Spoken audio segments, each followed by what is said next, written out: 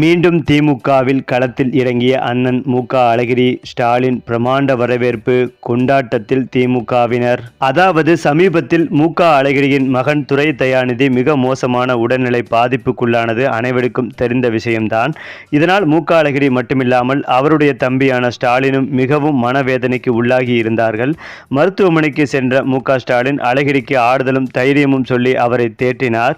அதோடு நிறுத்தாமல் நீண்ட நாள் ஐசியூவில் இருந்த துரை தயாநிதி மிகவும் மோசமான நிலைமைக்கு போய் ஒரு வழியாக தேறிய நிலையில் மேல் சிகிச்சைக்காக அவரை அமெரிக்காவிற்கு அனுப்பி வைத்தார் ஸ்டாலின். அந்த வகையில் துரை தயாநிதியை மீட்க நெப்போலியனும் உதவி செய்திருக்கிறார். குறிப்பாக திமுகவில் மிகவும் முக்கியத்துவம் பெற்றவராக நெப்போலியன் விளங்கியதோடு எம்எல்ஏ, எம்பி, மத்திய அமைச்சர் என பதவிகளையும் வகித்தார் நடிகர் நெப்போலியன்.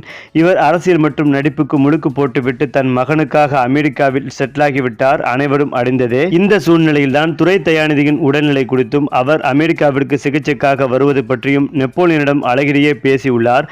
அதை கேட்ட உடனே நீங்கள் கவலைப்படாதீர்கள், அவரை நான் பார்த்து கொள்கிறேன் என கூறியுள்ளார் நெப்போலியன். இதனையடுத்துதான் அமெரிக்காவிற்கு துரையை அழைத்து சென்ற மு.க. அழகிரி அங்கேயே தங்கி மகனை பார்த்து கொண்டார். 6 மாதங்களில் மகனின் உடல்நிலை நன்றாக தேறியது. இதனையடுத்துதான் சமீபத்தில் சென்னை வந்த மு.க. அழகிரி ஸ்டாலின் அழைப்பின் பேரில் அவரை சென்று சந்தித்தார் என்பதும் குறிப்பிடத்தக்கது. அதற்கு முன்னதாக துரை தயாநிதியின் உடல்நிலை குறித்து விசாரிப்பதற்காக மு.க. ஸ்டாலின் அவர்கள் தொலைபேசி வாயிலாக அவரிடம் பேசியுள்ளார். அப்போதுதான் நன்றாக குணமடைந்து விட்டதாக தெரிவித்த துரை தயாநிதி தன் தந்தை மு.க. அழகிரி குறித்த ஸ்டாலினிடம் அதிகம் பேசியதாக சொல்லப்படுகிறது. அப்போது அரசியலில் ஈடுபடாததால் தந்தை மு.க. அழகிரி தனித்து விடப்பட்டதாக உணர்வதாக துரை தயாநிதி ஸ்டாலினிடம் தெரிவித்துள்ளார். மேலும் தான் நன்றாக குணமாகி விட்டதால் தன் தந்தையை அழைத்து பேசுமாறும் அவருடைய தனிமையை போக்குமாறும் ஸ்டாலினிடம் அவர் கூறியுள்ளார். அதன் விளைவாகவே ஸ்டாலின் அழகிரியை அழைத்து பேசியதாக கூறப்படுகிறது. மேலும் இந்த தகவல் தற்போது வெளியாகி உள்ளதால் மு.க. அழகிரி முழு நேர அரசியலுக்கு வருகிறாரா என்ற எதிர்பார்ப்பும் எழுந்துள்ளது.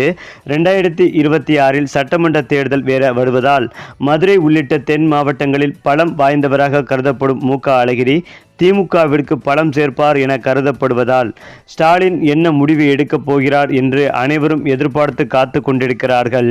இந்த நிலையில்தான் அண்ணன் மு.க. அழகிரி திமுகவில் இணைவது உறுதி என்றால் அவருடைய ஆதரவாளர்கள் மதுரையில் ஆலோசனை கூட்டமும் நடத்த திட்டமிட்டு வருகிறார்கள். அவருடைய ஆதரவாளர்கள் ஒட்டுமொத்தமாக திமுகவில் இணையவும் இவரும் திமுகவில் இணைந்தால் நன்றாக இருக்கும் என்று ஸ்டாலின் கருதி வருகிறார்.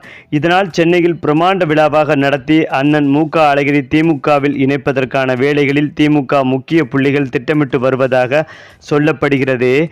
நீண்ட வருடங்களுக்கு பிறகு மு.க. அழகிரியின் திமுக வருகை ஒட்டுமொத்த திமுக தொண்டர்களையும் கொண்டாட வைத்து வருகிறது.